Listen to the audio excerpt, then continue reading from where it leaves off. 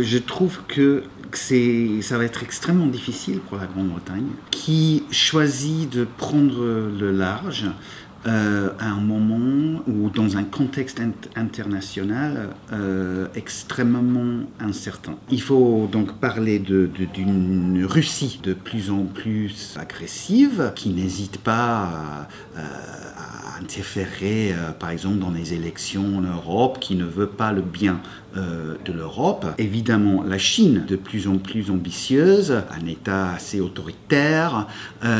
Et évidemment, les États-Unis, complètement imprévisibles, nationalistes, un président populiste. On se retrouve après plusieurs décennies de construction d'un ordre international basé sur les règles et la coopération. On se retrouve dans un monde, dans un contexte international dominé par quelques blocs de pouvoir et où on n'est plus du tout dans une ambiance de collaboration, de coopération. Donc c'est pour cela précisément que l'Union européenne commence à réfléchir sur le besoin de développer une véritable souveraineté européenne pour devenir justement un vrai joueur mondial, un joueur stratégique. Jusqu'ici, l'Union européenne a toujours été un projet justement d'intégration, de partage de souveraineté. Et le langage commun, le vocabulaire, le grammaire, ça a toujours été axé sur le commerce, l'économie. Il va falloir, dans ce nouveau monde incertain et voire hostile dont je parlais, il va falloir développer un autre langage et vraiment occuper sa place comme pouvoir, véritable pouvoir dans le monde. Et c'est dans ce contexte, justement, que la Grande-Bretagne a choisi de quitter l'Union européenne, de prendre le large tout seul.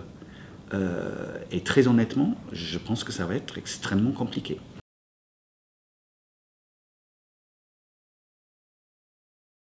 Je pense qu'en matière... Oui, parce qu'il faut absolument pas oublier que les négociations qui vont donc commencer très prochainement sur la relation future entre l'Union européenne et la Grande-Bretagne ne se concentrent pas uniquement sur le commerce. Tout le monde parle du commerce, des tarifs, des contrôles, douanes, etc., etc.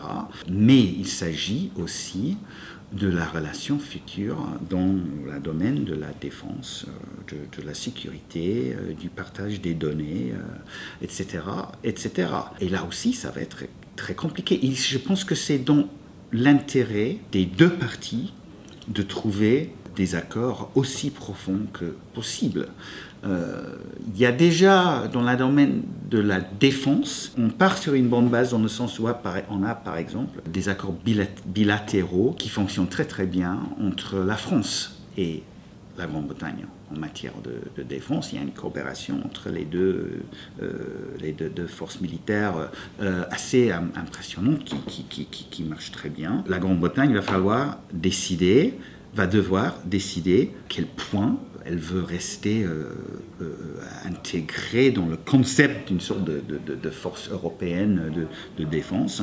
En question de sécurité, pareil, mais là on va commencer déjà sécurité, coopération policière, etc.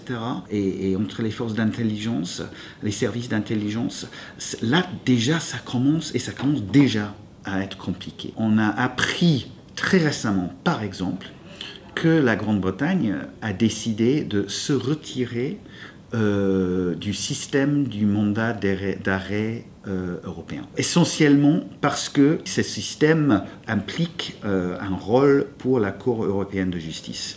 Et l'un des objectifs, l'un des buts de Brexit, c'était de ne plus rien à voir avec la Cour européenne de justice. Reprendre le contrôle sur nos lois, c'était l'une des idées. Donc cela veut dire, ça implique nécessairement une sortie de ce système, qui est quand même le système qui permet aux pays européens de transférer les accusés des crimes quand même assez sérieuses, rapidement, efficacement. La Grande-Bretagne va se retirer de ce système. Quelles seront les conséquences? La police britannique est franchement inquiète, et l'a dit.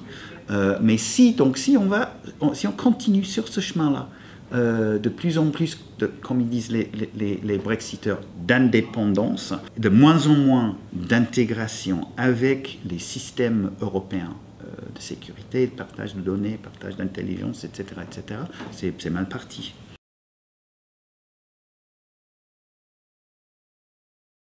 Je pense que c'est une question extrêmement compliquée. Comme j'ai dit, la Grande-Bretagne prend le large à un moment très, très délicat.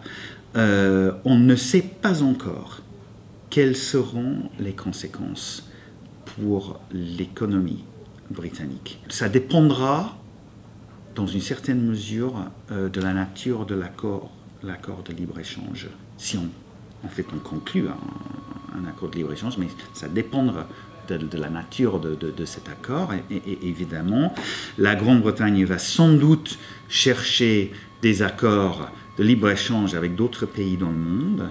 Mais, comme je disais tout à l'heure, la Grande-Bretagne se retrouve seule dans un monde où des blocs de pouvoir différents, quand même assez hostiles les uns vers les autres, parfois sont en train de former et de se renforcer.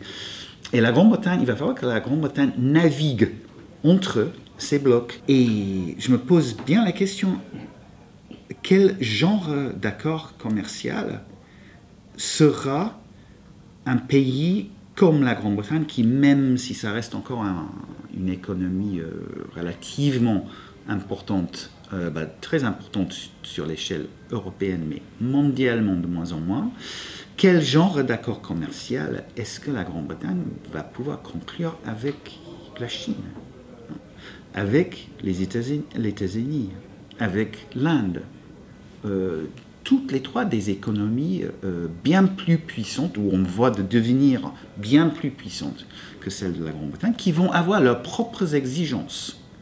On parle déjà, par exemple, sur les standards dans l'agriculture, les normes dans l'agriculture, on parle déjà des exigences américaines sur l'admissibilité en Grande-Bretagne du poulet lavé au chlore, et bœuf aux hormones, etc., etc. Est-ce que la Grande-Bretagne aura vraiment le poids de refuser cela?